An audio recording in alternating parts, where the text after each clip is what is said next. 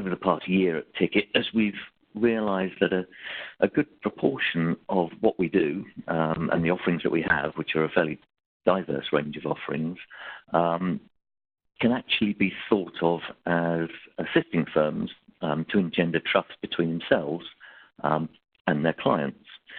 So, and I hope that's going to become a little bit obvious as we go through this presentation. You can see where we're sort of going with that and how we understand those things together.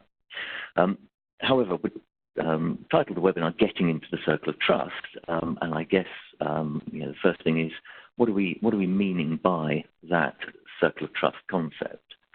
Well, in this instance, we're talking about the group of individuals or firms who an organisation trusts enough to do business with. And we should bear in mind that, of course, you don't start off by being in that organisation circle of trust. You have to earn the right to be in it, and earning that right is pretty hard. Probably the most familiar description of circle of trust came from the Meet the Fockers film, where Ben Stiller was trying to get into the Burns family circle of trust. And again, you start out by being outside that circle of trust. You have to earn the right to be in it, and retaining that right involves continual effort. Of course, starting outside, you can move into the circle of trust, and if you get sort of that far into the circle of trust, you might be trusted enough, to supply the firm with stationery, for example. A little bit further, a little bit more time, a little bit more effort, you can get to the point where, as an organisation, professional services organisation, you might be trusted to provide routine advice in there. But what we're really looking to do is to work on that, to get into that centre, right in the middle of the circle, where you're a strategic advisor and the firm engages you before they make a strategic decision. So they're not just asking you to execute, what they're asking you to do to be part of the development of that organisation. And that is a sort of full service offering we're looking for. So what would be nice is if we could, if not quantify, at least make a little bit more objective that concept of trust.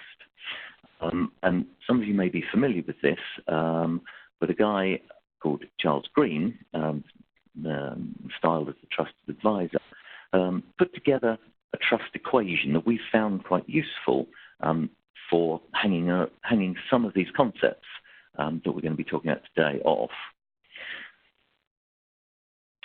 So this equation that Charles Green put together is trying to calculate T, which is the trust quotient, by looking at three numerators: credibility, reliability, and intimacy, and one denominator, which is self-orientation. So if we take a look at credibility, that really goes to the, how well do these guys know their stuff? Can I, again, trust them to give me the correct advice? And of course, a lot of what we do in the marketing area relates to this sort of thing. This is how the firm is presented to the world. This is how things like case studies and references and webinars and how the firm and the individuals within it are presenting themselves out on webinars, events, social media, all of this sort of thing. We do a lot of this type of work. R for reliability. That's something that comes more from direct experience of the firm than it does from the sort of initial research people might be doing.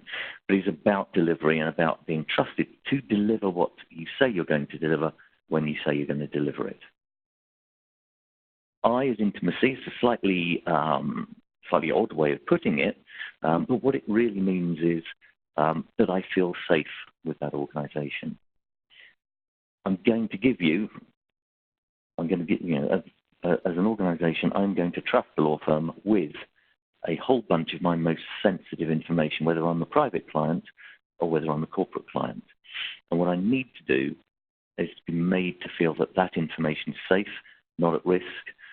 It also goes to transparency, that I know you're dealing with me in the best way possible, and that what you said you were going to do and charge me is what you're actually going to do and charge me. Now, those three things are all on the top part of the equation, and so they are all relatively important. But what Charles put on the bottom part of the equation is this self-orientation element. And because it's on the bottom of the equation, it has a proportionately larger effect potentially on that trust quotient. And S here, it stands for self-orientation. And what that means is how selfish am I appearing? Am I in it for me and my interests, or am I looking out for the interests of the client or the prospective client? And the more you can demonstrate that you're interested in the client rather than what you can get out of the client, the lower that number is going to be, and the smaller its influence on those other three numbers that you have to work very hard to build up. So what this section is about really is about how can we use technology to assist lowering that self-orientation figure. And what we're looking at here really, it's about the respect that you can show for that individual. By being client-centric, but you have to do that for the sake of the client, and not just for the sake of the client, and not like a vulture waiting to see what you can get out of it.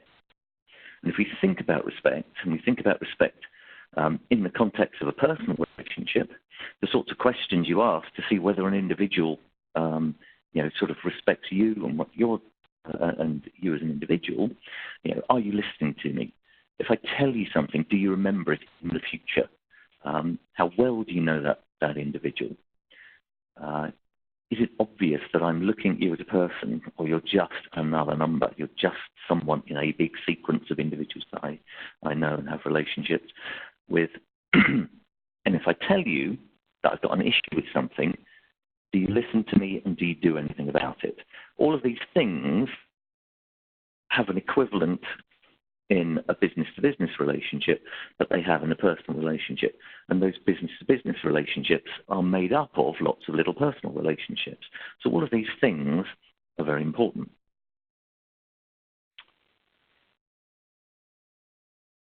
So if we take a look here, that overall respect element, that overall self-orientation element, is going to have two components.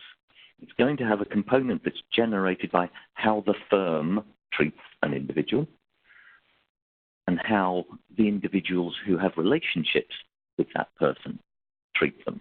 And there are things that we can do with technology that can help on both of those sides. So from a firm perspective, what type of behavior will demonstrate a high level of self-orientation? That is, we're in it for us, we're not in it for you.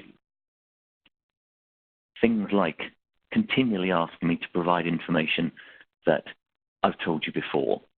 If I ask you to complete a form, and I've already asked you for 7 pieces of information that you've given me in the past, that form should be pre-filled. I don't want to go through all of that stuff again. Continually bombarding me with information on topics that I don't have any interest in. Again, poor segmentation. Inviting me to events that I don't care about.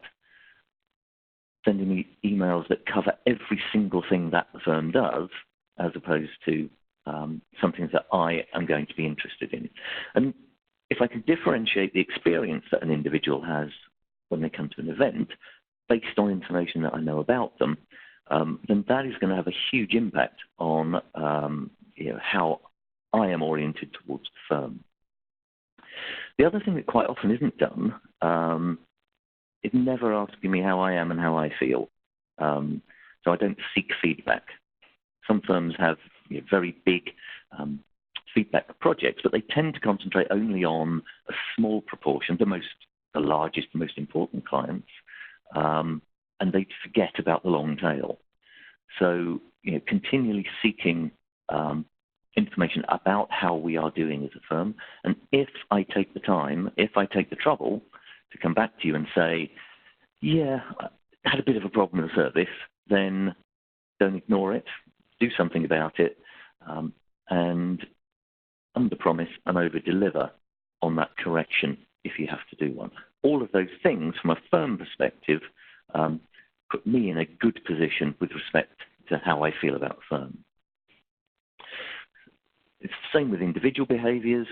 As an attorney, going to a meeting or going to a conference or going to a seminar and meeting up with people that I have met before and have relationships with, I shouldn't be in a position where I have completely forgotten who that individual is. If I'm going to a meeting, don't go in cold. Make sure you've researched what's going on, what interactions that individual has had with the firm. Knowing that that individual has had conversations with someone else at the firm. Make time to meet informally at an event. Both that can be quite big. If they are going to come to a webinar and you're aware they're coming to a webinar, or you're made aware they're coming to a webinar, go and meet them and make them feel that you are taking an interest in them. Obviously, keep in contact with them. The more you keep in contact with people, the better that relationship is going to develop. And again, coming back, if I have commented, if I have made a complaint, if I have said I didn't get a brilliant service, then do something about it. Implications of this is there's actually quite a lot of effort. Doing things like this, particularly for individuals, is quite hard. Some people are very good at it, but most aren't. And therefore, everyone else needs some form of technology to help them out with that. So we take a look at how information can help. We are going to make a couple of assumptions. And our first assumption is that the firm has a CRM. We have to have a way of sharing data, and we have to have a place where this information comes in. And we have to have cracked the cultural problem of sharing that information. If you have a CRM system and no one wants to share the data, then you're in no better a position to a large degree than if you didn't have a system where that data can be shared. So if you have that central repository of information, then that is the natural place for all of this stuff to reside. And if you have all of those things in place, or if you have that system in place and you have cracked the cultural problem, your issue then becomes that it is actually just too much effort. People can't be bothered to put information into the system, not because they don't want the information, not because they wouldn't make use of the information, just because there is too much else in my day, and I can't really be bothered.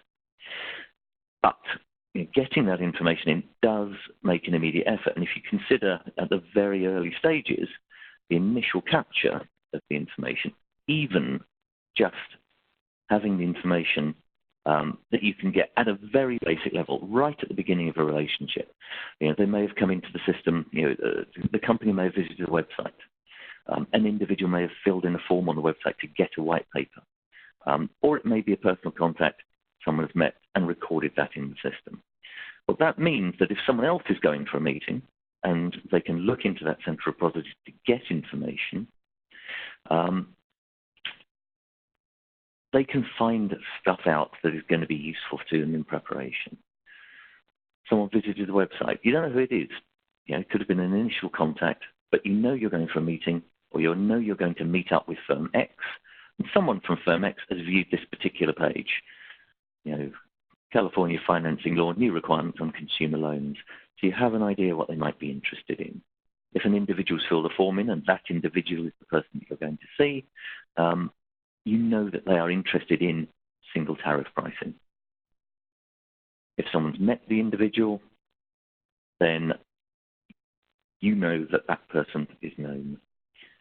And what that means is that the initial conversation you have, even right at the beginning of that relationship, is very different.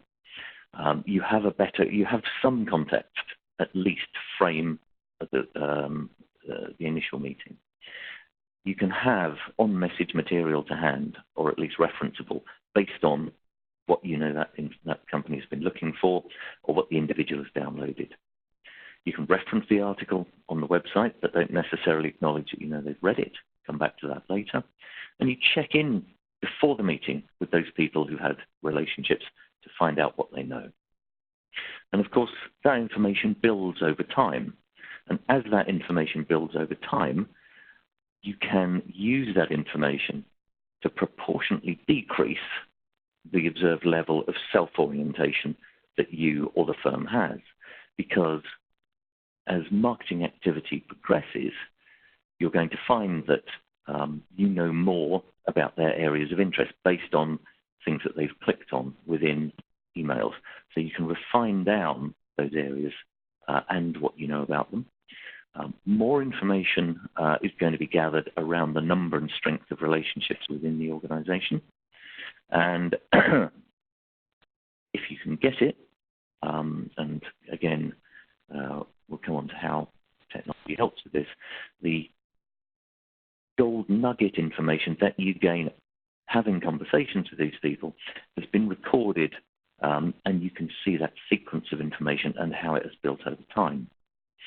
And of course, an increase in events attended and the possibility of those more casual meetings, potentially those, oh, you've come in for a webinar, for a seminar rather, and I've popped down to have a coffee with you. All of those things, if used properly, go make that relationship that much closer and go to reduce the level of perceived self-orientation. But of course, while we may trust marketing to capture that information, so you can use those marketing systems to record what's going on and to record those activities and that information at a firm level, event attendance, things like links clicked and emails opened and that sort of stuff can be easily and automatically put into the record. I guess everyone on the call has systems that will do that for you. If not, see me afterwards. But on the attorney side, that is the difficult side. That is the side that requires some additional help in order to get the information into the system. So what do they need help with? They need help with contributing the information in the first place. If you take a look at most of the Outlook contacts that people have, some of those are not going to be, maybe even the majority of them are not going to be in the main CRM system. The information around them, the base level contact information around them, is also not necessarily going to be the most up to date. But probably the most difficult thing to get them to do, if they are good at keeping contact information up to date, if they are good at letting you know when someone changes firm, the thing that people are not good at all is contributing information about what they learned at meetings. That is very difficult to get people to contribute into the system, and therefore that body of information that you have about them is correspondingly poorer, and the conversations that you can have with people are not as deep and not as intimate.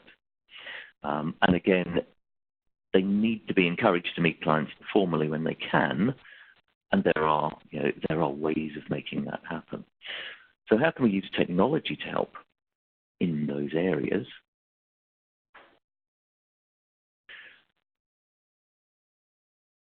Initially, prompting individuals to contribute information from what they are doing every day. They are using Outlook every day. They are creating contacts every day, or at least emailing people, even if they haven't put the contact into Outlook. They are sending emails. They are booking meetings. If we proactively prompt those individuals to put that information into the CRM system, and that process is easy,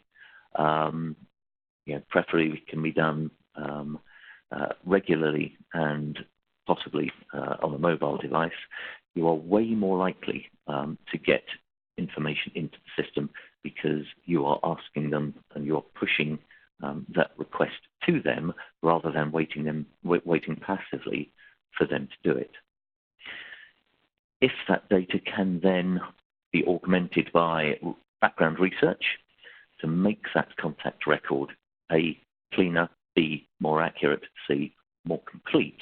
Again, the information that comes into the system is going to be correspondingly richer and is going to be more use to other individuals in the firm, and indeed to the individual who should have contributed that contact in the first place but couldn't be bothered to do it. Contacts move, contacts change roles, change jobs, change organizations. We've got a relationship with them. When they move to another organization, we'd like to keep that relationship because the new organization may be someone who we want to target. So we want to keep that information up to date automatically without the attorneys necessarily having to know that the individual has moved. We want relationship activity to be recorded, so when people have emailed, when they've made appointments, and again, a system that will prompt that, or using technology to prompt that, is going to be immensely helpful in making sure that that information is clean. And we want relationships to be recorded. I want to know everybody in the organization who knows or has a relationship with person X, and preferably how strong that is. So we want to measure the strength of those relationships and keep that updated over time. We want, though, most crucially and most importantly, to prompt them at the end of a meeting to contribute the information, and to do it in a way that has a very low technical barrier. It's got to be reflexive and routine to get that information in. It's no good expecting them to come back, open a system, find a record, and contribute that data, because it won't happen. We want to be able to alert them proactively when someone comes into the building, either for a seminar or for a meeting with someone else, to say, you know, this person you've got a relationship with is coming in for a webinar. Why don't you come down and have a coffee? Again, that sort of thing can be absolutely key. Asking them for feedback automatically, seamlessly, and allowing them simply to be able to contribute what they want to contribute, as opposed to prompting them as to what you want to know.